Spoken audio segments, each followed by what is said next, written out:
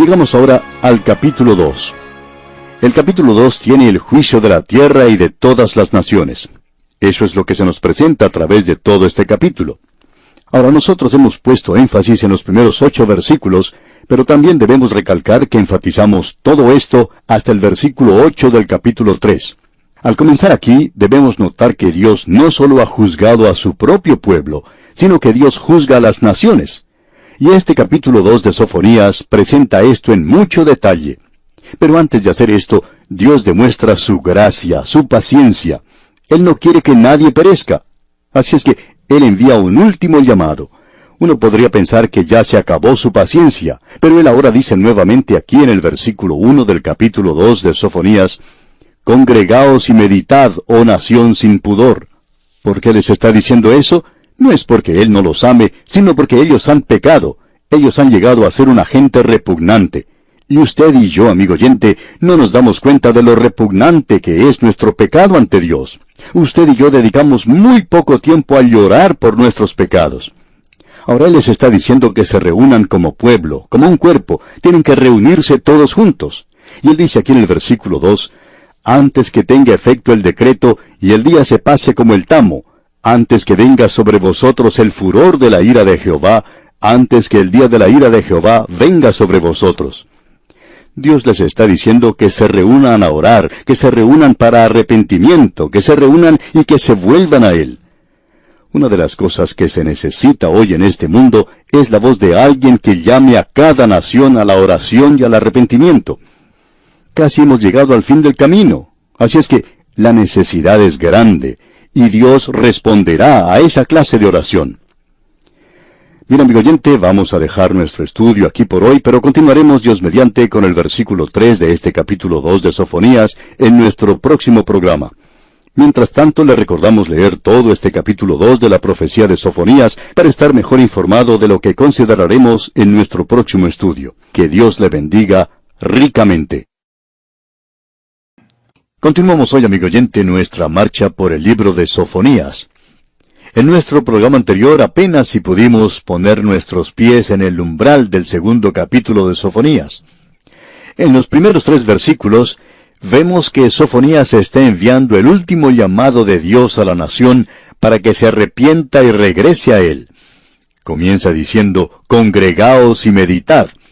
Creemos que esto está indicando aquí un llamado a reunirse como un grupo de adoradores para que clamen a Dios que los libere y para que también ellos puedan abandonar sus pecados. Él dice, «Congregaos y meditad, oh nación sin pudor». Ahora, los pecados de esta gente habían causado que Dios trajera este juicio sobre ellos, pero no era que Él no los quisiera. En realidad, el pecado de ellos había alcanzado un nivel bastante bajo, por cierto, y ellos estaban, por así decirlo, muertos a la vergüenza. No tenían ningún sentido del pudor.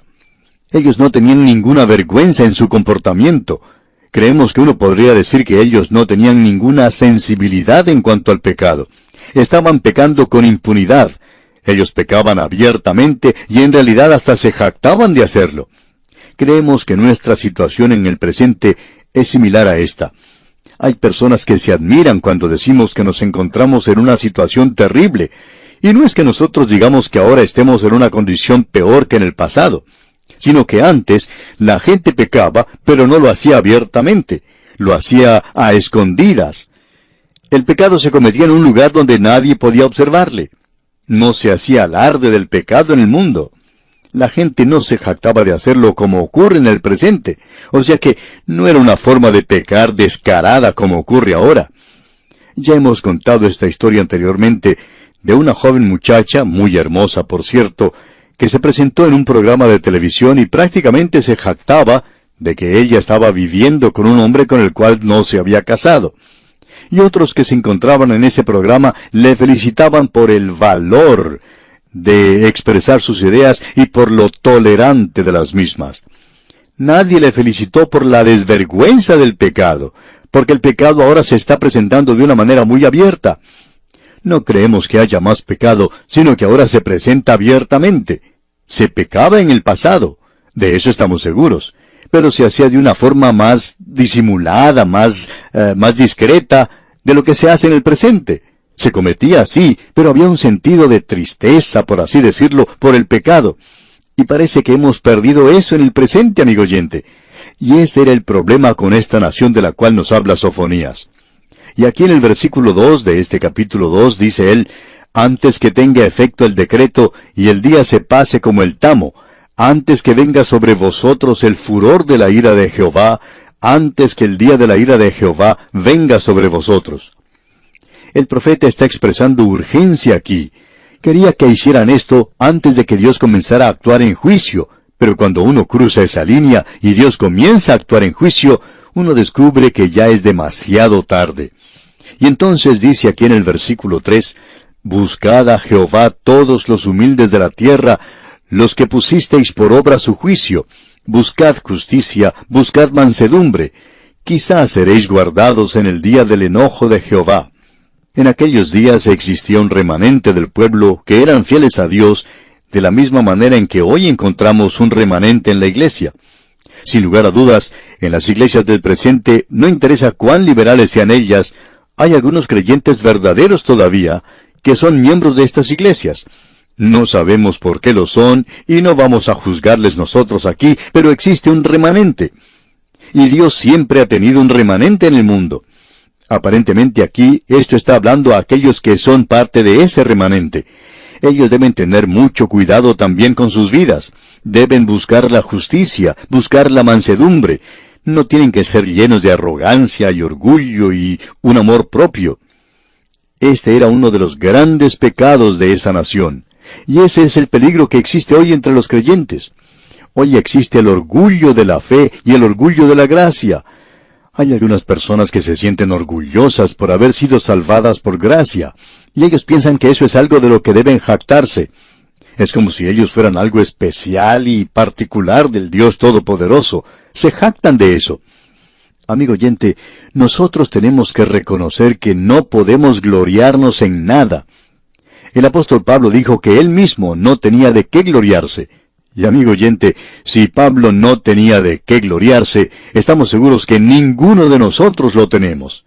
Y existe también el peligro en el presente de jactarse o enorgullecerse del hecho de que somos hijos de Dios. Eso nos tiene que llevar a nosotros a la mansedumbre. Aquí él dice, buscad mansedumbre. Quizás seréis guardados en el día del enojo de Jehová. Eso es algo realmente glorioso, maravilloso. El ser guardados en la hendidura de la roca, el ser cubiertos por sus alas. Los hijos de Dios deben reconocer que aunque ellos no van a pasar a través del período de la gran tribulación, pueden experimentar mucho juicio y muchos problemas de la misma manera en que sucedió con esta gente. Ellos no pasaron por el día grande de Jehová, pero por cierto que pasaron, como nos gusta decir, a través de un pequeño período de tribulación. Ahora uno habla en cuanto a la gran tribulación, pero ¿qué en cuanto a la pequeña tribulación? Todos nosotros vamos a tener un poco de tribulación en esta vida. Vamos a tener problemas.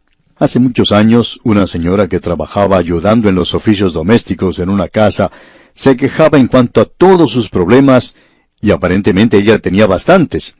Y la dueña de la casa le dijo, en una manera que la reprendía por su forma de quejarse, le dijo lo siguiente: cuando el Señor me envía la tribulación, yo voy a atribular. Y amigo oyente, estamos de acuerdo con esto. Creemos que nosotros debemos atribular. El apóstol Pablo dice que gemimos en nuestros cuerpos, pero eso no quiere decir que nosotros nos encontremos en el período de la gran tribulación. Ahora llegamos aquí a una nueva sección que comienza con el versículo 4 de este capítulo 2 y continúa hasta el versículo 8 del capítulo 3. Y aquí tenemos el juicio de la nación, y esto nos revela que Dios juzga a todas las naciones de la tierra. Amigo oyente, el Dios de la Biblia no es una deidad local nada más. No es algo que uno coloca en un estante, no es algo local o nacional. Quizá ese haya sido uno de los errores o de los peligros cometidos por la raza blanca en su intento de tratar de cristianizar a la gente. Lo que ha hecho es que lleva el Evangelio, sí, pero luego han tratado de que la gente viva como ellos viven, y les ha llevado sus costumbres y sus métodos. Bueno, hay muchas clases de gente diferentes sobre la superficie de la tierra. Todos ellos son personas por las cuales Cristo murió, y nuestra labor, amigo oyente, es la de llevarles el Evangelio, llevarles la palabra de Dios, y luego dejar que ellos vivan esta nueva vida en sus propias costumbres y en sus propias normas de vida, de la misma manera en que lo recibieron nuestros antepasados. Quizá algunos de nuestros antepasados eran paganos, que comían la carne cruda y vivían en una cueva, pero el Evangelio hizo mucho por ellos, sin que los misioneros primitivos trataran de hacer que esta gente cambiara de su forma de vivir. Aparentemente desarrollaron su propia civilización, y eso es lo que nosotros debemos hacer con los demás. El Dios de la Biblia es el Dios de este universo, es el creador de la humanidad y del universo, y es el redentor de la humanidad. Notemos ahora que Él va a juzgar a estas naciones, y no solo a su propio pueblo. Él juzga a otras naciones por su pecado.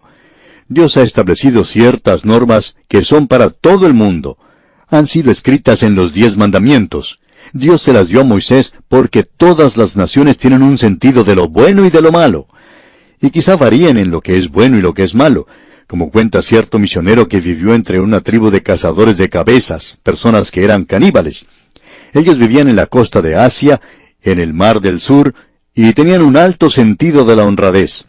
Él decía que uno podía dejar su billetera o su cartera en el centro de la tribu donde ellos vivían, y que se podía dejar allí el dinero por semanas, y nadie lo tocaría. Tenían un alto sentido de la honradez. Pero por supuesto, decía este hombre, que a ellos no les molestaba comerse a la suegra en una cena. Si ellos le decían a uno que habían tenido a la suegra para la cena, uno no sabía si la habían invitado o si se la habían comido. Pero de todos modos tenían un nivel bastante alto de honradez. Y eso es algo, amigo oyente, que usted y yo no experimentamos en nuestros días. Si usted dejara su cartera, su billetera, por solo un instante, desaparece. Cierta señora contaba que una vez que estaba de compras, puso su bolso sobre una mesa, se dio vuelta para ver algo, y cuando volvió a buscar su bolso, ya había desaparecido. No había pasado ni un minuto, y ni siquiera quedó el rastro del bolso. Amigo oyente, Dios le ha dado a las naciones ciertas normas, y usted puede encontrar esto en todas las naciones del mundo. No hubiera ninguna nación civilizada si no reconociera eso. Cuando esta gente se aparta del Dios vivo y verdadero, entonces se hunden en la peor clase de paganismo que puede existir, y llegan al punto donde Dios los tiene que abandonar, como hemos visto ya. Notemos ahora que Él comienza su juicio de la nación aquí en el versículo 4 de este capítulo 2 de Sofonías, donde dice, «Porque Gaza será desamparada y Ascalón asolada, saquearán a Asdod en pleno día, y Ecrón será desarraigada». Ahora aquí se mencionan 4 de las ciudades de los filisteos. Estas van a ser juzgadas también. Ahora alguien quizá diga, ¿por qué no se menciona a Gad, ya que es un lugar tan prominente? Bueno, en esta época, Gad estaba bajo el control del reino del sur. Pero estas otras 4 ciudades, Gaza, Ascalón, Asdod y Ecrón, van a ser juzgadas. Él dice que serán desamparadas y Ascalón asolada. Gaza será desamparada y Ascalón asolada. Es interesante esto, ya que dice que Gaza será desamparada, y lo es en el día de hoy. Y Ascalón es una zona desolada. Existe un lugar, Ascalón, hoy, pero no está sobre las ruinas del antiguo Ascalón. La antigua Ascalón se encuentra en la costa.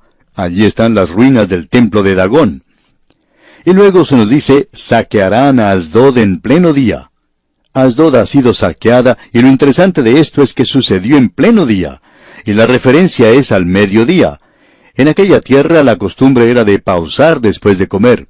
Esto es lo que en algunos países de nuestra América Latina se conoce como la hora de la siesta. En muchos lugares uno no puede hacer nada entre las 12 del mediodía y las 2 de la tarde. Uno tiene que esperar hasta que pase esa hora para poder hacer compras, porque ninguno de los negocios está abierto. Hay muchos lugares que cierran al mediodía, porque es entonces cuando se descansa, ya que la gente no quiere trabajar en el calor del día.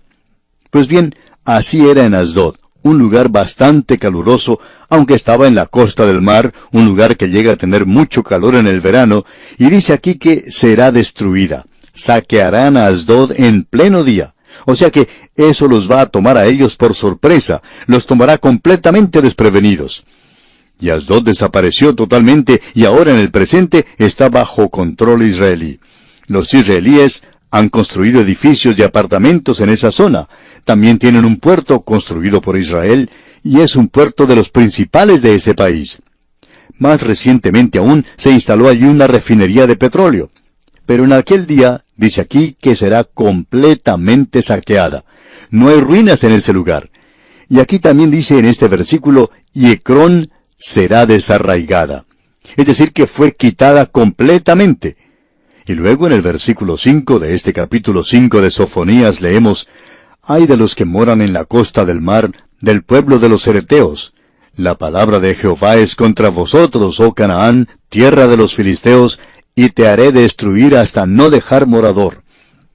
Aquí se habla de la nación de los cereteos. Ellos llegaron allí de la isla de Creta, y evidentemente eran filisteos. La palabra filisteo significa en realidad inmigrante, y ellos habían emigrado a aquel país. Esto, digamos de paso, debería responder la duda que tienen algunas personas, especialmente los de tendencia liberal, que dicen, ¿qué derecho tiene Israel para haber sacado a los filisteos si esa era su tierra natal? Pero, amigo oyente, esa no era su tierra natal. Israel estuvo allí mucho antes que llegaran los filisteos.